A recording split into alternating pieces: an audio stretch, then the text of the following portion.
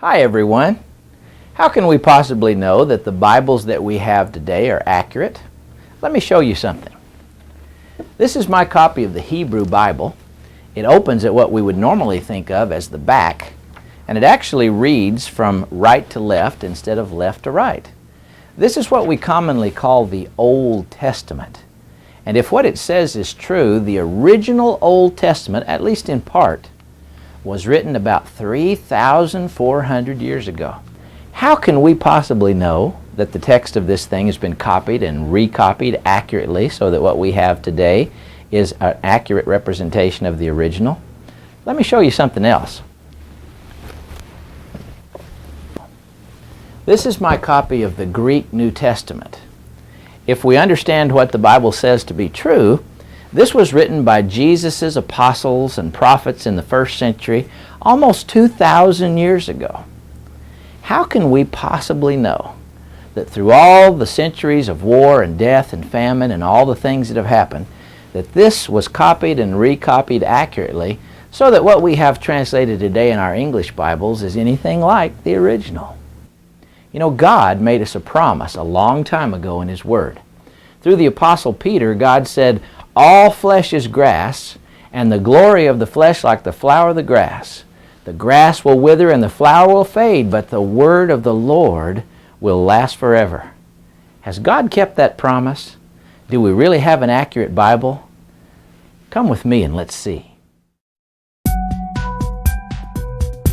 Do you believe that God has kept that promise to preserve His Word? Or do you believe that the Bible we now have is hopelessly corrupted by countless changes made over many generations of copying?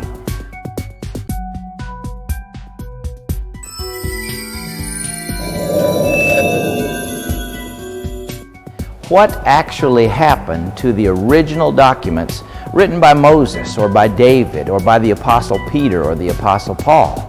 How were those documents copied and recopied through the ages?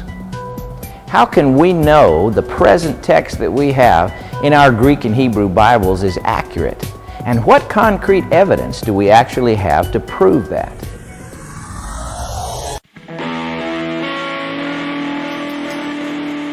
Well, I think there's definitely some loss in translation, like with everything. So that would be my guess. There's some translation loss. Well, anything that's written gets edited at some point and more information added. So probably literary license where people tried to make the stories more appealing to the readers. Some information excluded based on the time at which they were edited, trying to suit the audience at the time.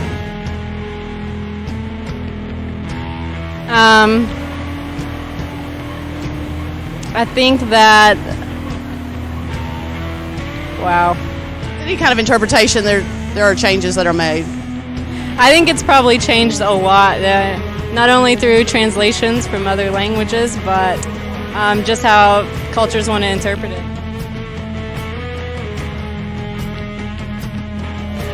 I guess probably not absolutely sure. I think that's something that people have to continue to look into to find out. I don't think you can ever be sure of what the Bible originally said. I think it's interpretation. No, definitely not. I mean, there's literal interpretations, and there's,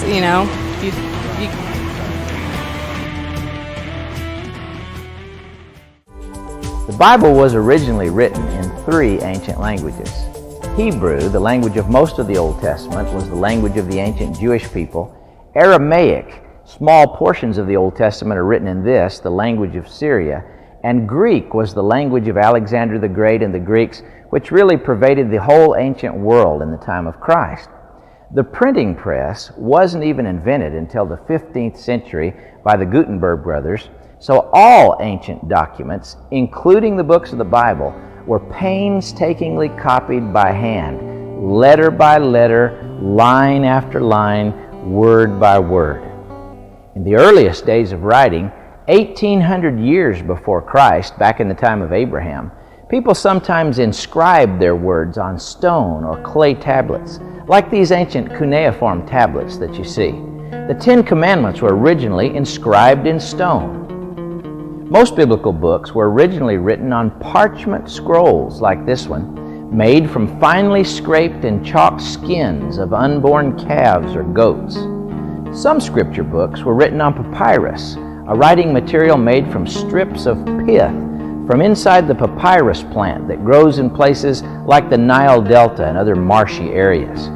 In fact, the oldest surviving fragment of the New Testament is a portion of John's Gospel written on a little piece of papyrus and dating just after AD 100. It's called the John Rylands Papyrus. Like all treasures of ancient times, Bible manuscripts had to survive centuries of war and weather and natural decay.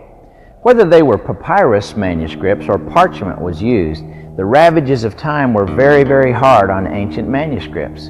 In fact, it's nothing short of miraculous that any of them survived over millenniums of time. Those that have been found by archaeologists are often decayed and only partially complete. Scholars must handle them with extreme care in order to preserve and study the precious text that is contained therein. The earliest copies of the Old Testament were copied by men called scribes. Letter by letter, word by word, line by line, these ancient copyists duplicated the originals and preserved the ancient text. The text of Moses' law, the text of the prophets, the text of the writings was transmitted in parchment Hebrew manuscripts by men like these scribes.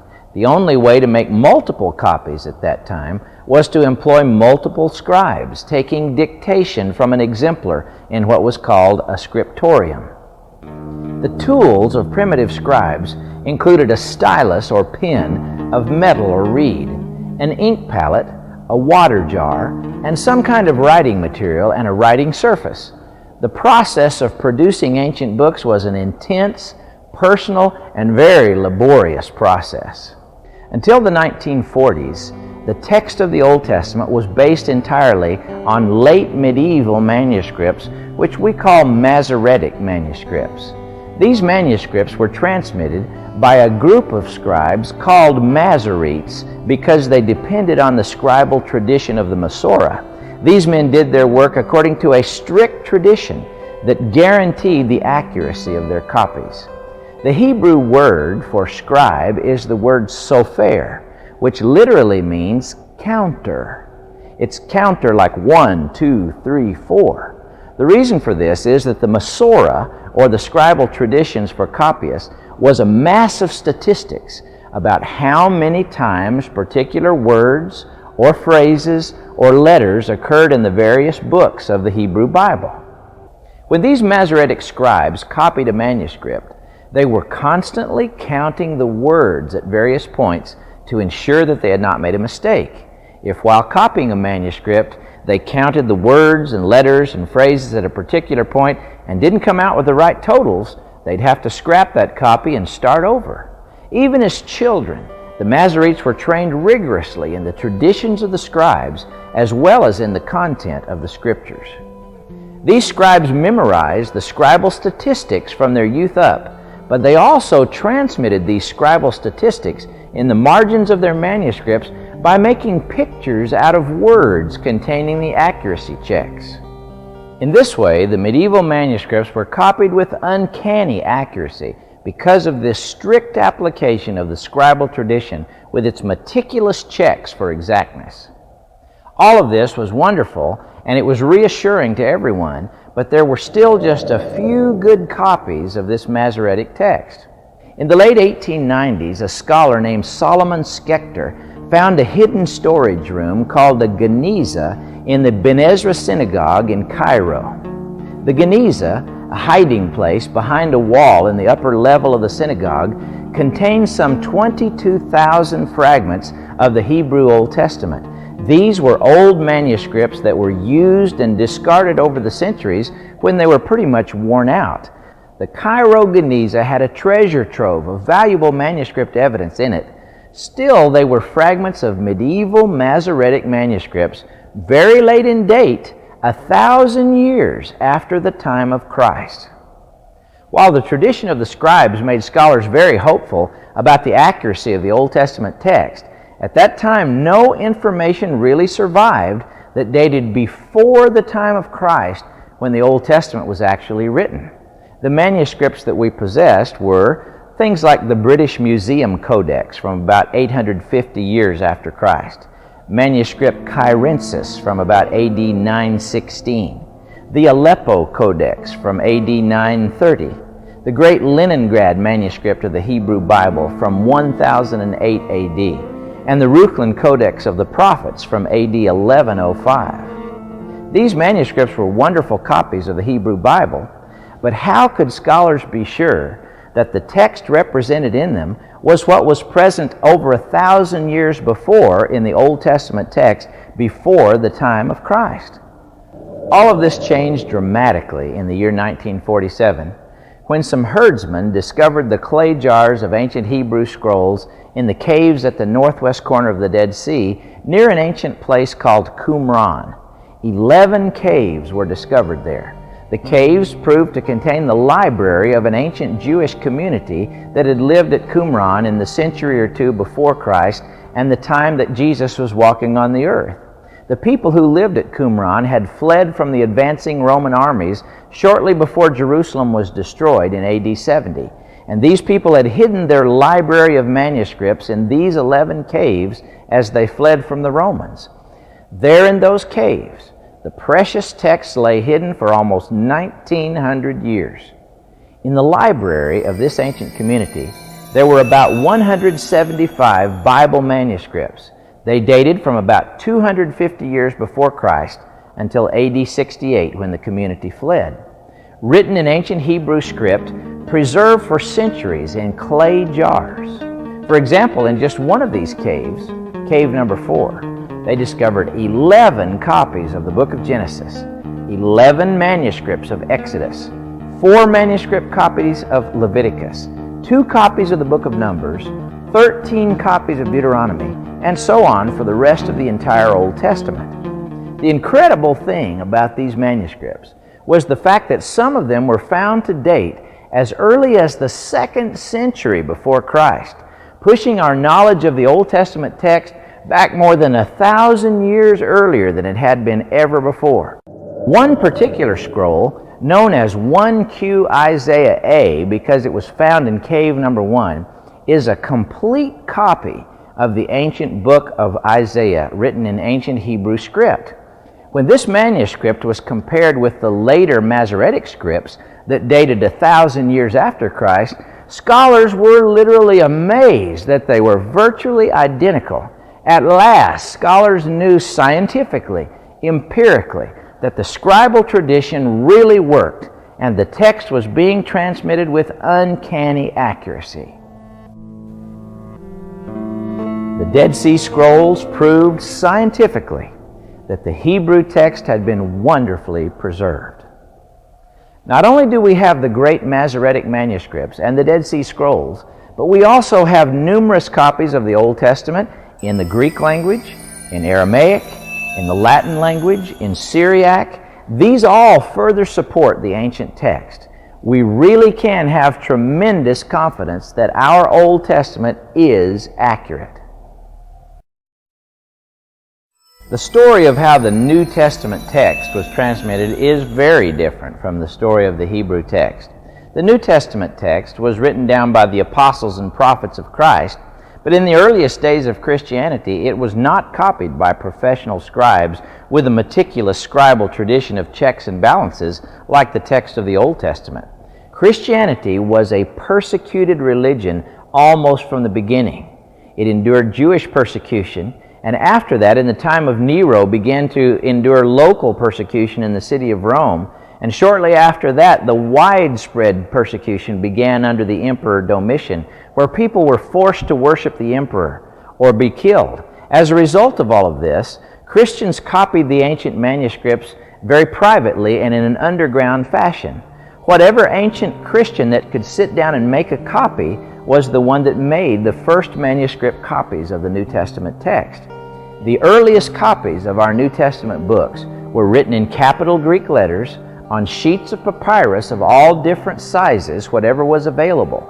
There was no standardization of any kind in the style or length or anything. They were written letter on letter, without any chapter or verse divisions. There was not even any separation between the words in the earliest Greek manuscripts. When the great emperor Constantine came to power, Christianity was finally made legal by the Edict of Milan in the year 313 AD. Then Christians began to produce more professional copies. These were the great parchment uncials of the 4th through the 8th centuries and included great manuscripts like Sinaiticus, Alexandrinus, Vaticanus, and other manuscripts that are quite famous today. Though Christianity enjoyed a brief time of peace in the time of Constantine and shortly thereafter, the whole security of the Roman Empire soon collapsed. With the invasion of hordes of barbarians from the north and east, the empire crumbled. By the year 476, the first year when a non-Christian emperor sat on the throne of Rome after the time of Constantine, the Western Empire had degenerated into a dark, chaotic situation of war and plague and death. There was no central government. Warring tribesmen were everywhere. Most formal education ceased completely. Ignorance and disease prevailed, and the only thing that provided any consistency at all during that time was the church. Monasticism, a branch of the church in that time, began in the 3rd century and spread throughout the known world. The monasteries of the church became tiny enclosures of relative safety and sanity in a world that had gone completely mad. The monasteries in isolated areas became protected outposts of learning where reading and writing were taught. It was the monks in these monasteries, isolated from the ravages of that dark world in the Dark Ages, that continued to study the ancient languages of the New Testament and copied the manuscripts of the New Testament, preserving their text. Hidden from the ongoing destruction outside their walls, these medieval copyists continued to copy the sacred words and preserve them even when they themselves did not even live by those words.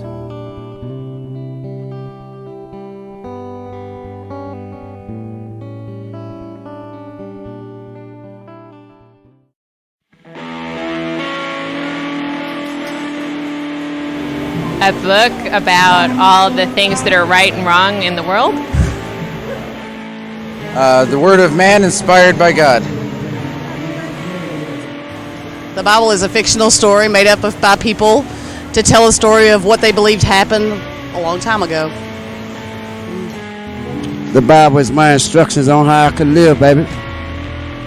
I think that the Bible started to give people some kind of spiritual goal to go towards, like whether it started as just storytelling or what, but there may not be any true basis, but something that people needed to reach towards to have a goal in life.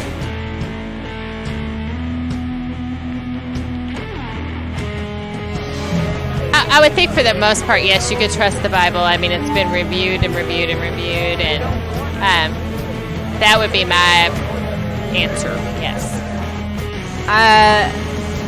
As far as, the 10 Commandments and things like that, I think it's probably a good way to morally live your life. But as far as judging other people and, causing wars, I don't think that you should go so in depth into the Bible and, take it as literally as a lot of people do. I think the Bible has good values that can be taught that have been misinterpreted by people over time. So I think, there are values there that we can all learn from, but it depends on who's influencing the teachings of those and how they're misinterpreted. Well, I think that's a personal decision for each person, and ultimately it's a matter of faith and taking the messages and putting them into practice in a way that's best for you and for your life.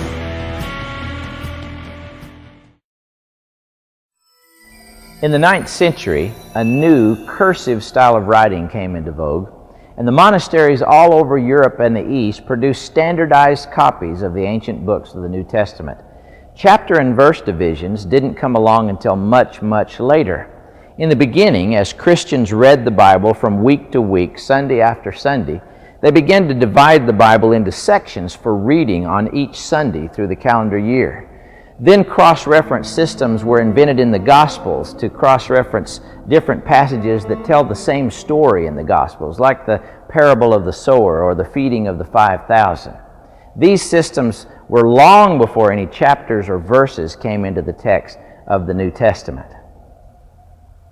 Monks often drew strange artwork in the margins of their Bible manuscripts along with their comments about the text.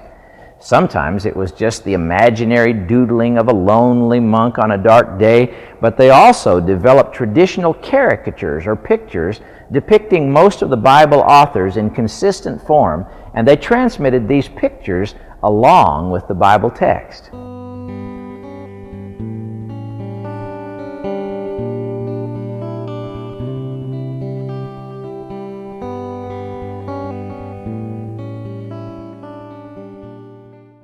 Still, throughout all of these centuries, the copying of the text was slow, painstaking, and laborious.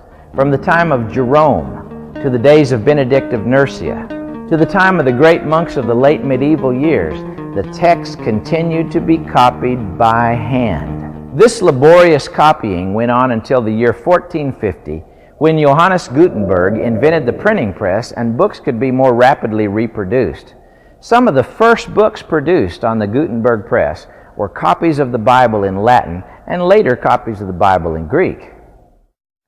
During the 18th and 19th centuries, archaeology boomed and many ancient Bible manuscripts were discovered. In one instance, a German textual scholar by the name of Constantine von Tischendorf was visiting the monastery of St. Catherine at the foot of Mount Sinai. While he was there in this isolated monastery, he found the monks actually stoking their fires with pages from valuable ancient manuscripts. Realizing that they were in possession of tremendously valuable evidence, he tried time and time again to get them to show him more of what they possessed. After several attempts to discover just what manuscript evidence was in hiding at St. Catherine's at Mount Sinai, in 1859, von Tischendorf was brought before the abbot of the monastery, and he was allowed to see an ancient book which turned out to be the great 4th century unsealed manuscript known today as Codex Sinaiticus. It was a manuscript containing the entire Old Testament and the entire New Testament in ancient capital Greek letters. Many such finds were made in the 19th and early 20th centuries. Until today, we have more than 5,300 manuscripts of the Greek New Testament dating from the early 2nd century all the way to the 16th century and originating in every part of the world. The sheer volume of evidence for the text of the New Testament is absolutely astounding. These manuscripts have been collated and cataloged and microfilmed so that they're now available to be studied by virtually everyone in the world.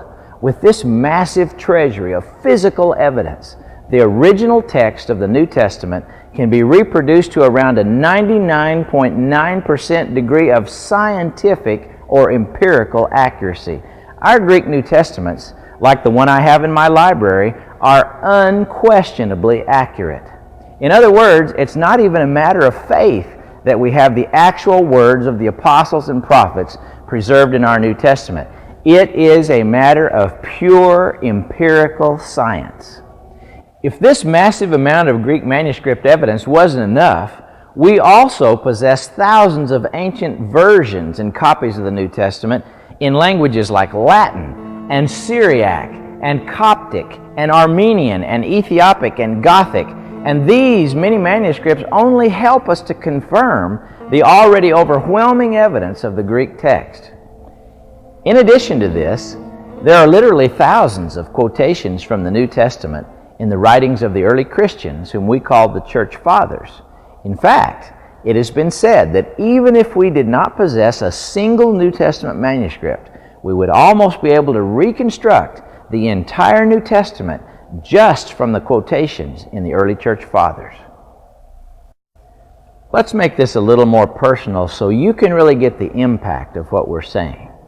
I can take my English Bible and read in John 1, verse 1, In the beginning was the Word, and the Word was with God, and the Word was God. Then I can look in my printed Greek New Testament and translate that verse and see that it says exactly the same thing. But then I can look at an ancient manuscript of papyrus showing John's Gospel, like the one behind me, from only a few years after the time of Christ, and I can read those same words, in arche ein ho logos. In the beginning was the Word. And that gives you the impact that we really do have the Bible that was written so long ago. My Bible actually says the same thing as these ancient manuscripts. God has kept His promise. Remember, through the Apostle Peter, God said so many years ago, all flesh is grass, and the glory of the flesh is like the flower of the grass. The grass withers and the flower fades, but the word of the Lord remains forever. We absolutely do have an accurate text of the Bible. There is no doubt about that. No other book of antiquity has this kind of textual evidence to support it. Against all the forces of man and all the forces of nature, God has kept His Word alive. The only question that remains is, what will we do with God's Word? We know with certainty what it says. Will we take it seriously? Will we allow this message, so marvelously preserved from the ancient past, to impact our lives in a significant way? Will we allow God to speak to us through His Word? And will we submit our lives to what He has to say? God has preserved His Word. How will you respond to it?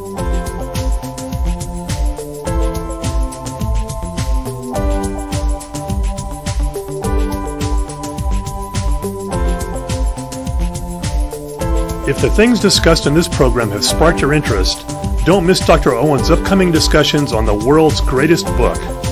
Throughout this series of programs, Dr. Owen will explore how various books came to be included in the Bible, who decided what should be in the Bible, and how we know we have the right books. The series will also deal with the history of the Bible in the English language, from the earliest days of our language to our modern versions of the Bible. If you really want to know the truth about the world's greatest book, don't miss a single one of these fascinating discussions.